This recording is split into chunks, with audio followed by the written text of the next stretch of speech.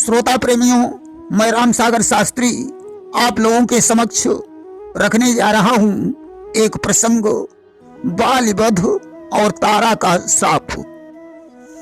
देखिए, जिस समय बाली और सुग्रीव का युद्ध हो रहा था, भगवान राम वृक्ष की ओट से युद्ध देख रहे थे। सुग्रीव को निर्बल देखकर भगवान ने बाल के हृदय में करारा बाण मारा। बाली आहत होकर पृथ्वी पर गिर पड़ा। भगवान राम को देखकर उसने प्रश्न किया, प्रभु आप तो समदर्शी हैं, आपकी नजर में न कोई शत्रु है न कोई मित्र, फिर आखिर इस तरीके से आपने मुझे क्यों मारा कि मैं बैरी सुग्रीव प्यारा और कारण कवन नाथ मोहि मारा। मेरा युद्ध तो सुग्रीव के साथ हो रहा था, मैं आपसे तो युद्ध नहीं कर रहा था कि जो नहीं लड़े नाथ के संगा और ताही बधेऊ तुम जानी कुरंगा। फिर भी आपने एक हिरण की भांति मेरा संहार कर दिया। मैं कोई मांसाहारी भी नहीं हूं, कंद मूल फल खाकर अपना गुजारा करता हूं, फिर भी आपने मुझे क्यों मारा कि कंद मूल फल करैयारा और ताकर नाथ कीन संहारा।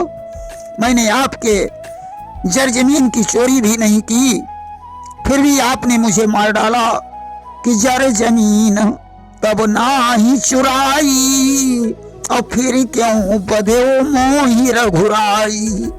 आपने न्याय और अन्याय का विचार भी नहीं किया, अकारण मुझे मार डाला कि न्याय और अन्याय विसारा और नाहक बाण हृदय माह मारा।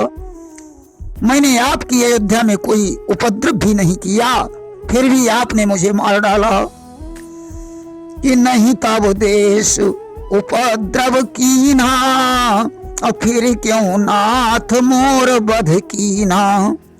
मेरी शर्म भी ओढ़ने लायक नहीं है, फिर आखिर आपने मुझे क्यों मारा कि ओढ़न हेतु न शर्म हमारा और फिर क्यों नाथ की न संहारा। शास्त्र कहते हैं अकारण हत्या करने वाला नरकगामी होता है, परंतु आपके लिए कोई कानून ही नहीं है कि करई अकारण हत्या कोई और ताकर वास नरक माह होई। भगवान राम ने मुस्कुराकर कहा, बाली अपने मरने का कारण सुनो कि अनुज बधू भगिनी सुत नारी और 61 ये कन्या समचारी।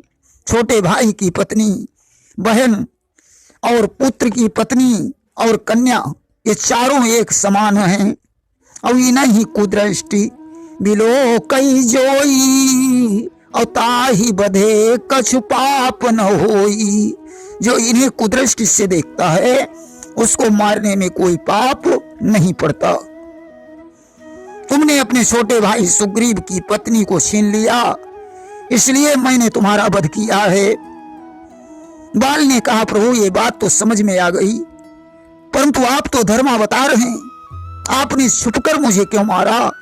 भगवान ने कहा, बाली तुम्हें ऐसा वरदान था, जो तुम्हारे सामने आएगा उसका आधा बल तुम्हें प्राप्त हो जाएगा, इसलिए मुझे छुपकर बाण चलाना पड़ा।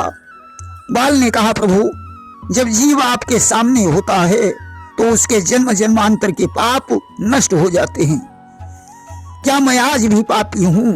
भगवान ने कहा, नहीं बाल, अब तुम मोक्ष के अधिकारी हो। बाल ने कहा, प्रभु आपका स्वार्थ सुग्रीव से जुड़ा है कि वो मुझे सीता से मिला देगा। अगर मैं जीवित होता तो क्षणमात्र में रावण के घमंड को चूर कर सीता जी को वापस ले आता, क्योंकि उस दुष्ट रावण को मैंने 6 महीने अपनी कांख में दबाया है। भगवान राम ने कहा, बाली अगर तुम जीना चाहते हो तो मैं तुम्हें जीवित कर सकता हूं कि कहू बाली तुम्हें दे जियाई और राज करऊ पंपापुर जाई। बाल ने हंसकर कहा, प्रभु क्या मुझे इसलिए जीवित कर रहे हो कि मैं आपकी को सीता से मिला दूंगा। भगवान ने कहा नहीं बाल, ऐसी कोई बात नहीं है। बाल ने कहा प्रभु ऐसा संयोग बड़ी मुश्किल से प्राप्त होता है, मैं इस शुभ संयोग को गंवाना नहीं चाहता हूं कि अब ना जियहीं नाथ रघुराई और तुम्हारे हाथ मुक्ति हम पाई। जन्म जन्म मुनि जतन कराही और अंत राम कहियावत नाही। सारी जिंदगी ऋषि मुनि तपस्या करते हैं परंतु अंत में उनके मुख से राम का नाम नहीं निकलता।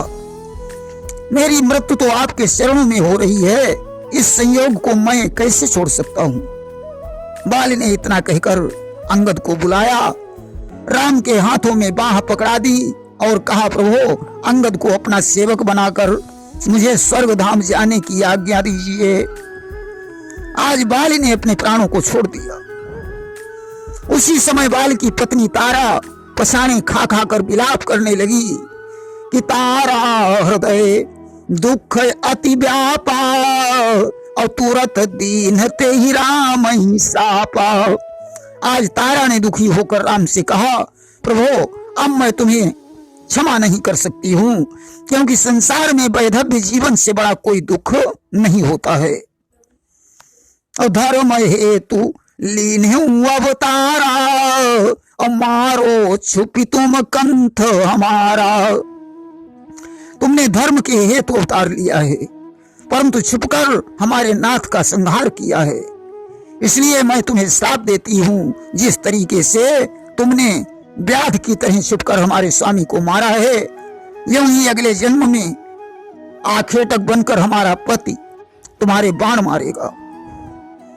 कि मेरा पति आखेटक बनकर आगे चलकर बदला लेगा, तुम भी छोड़ोगे अपना तन जब बाण करारा मारेगा।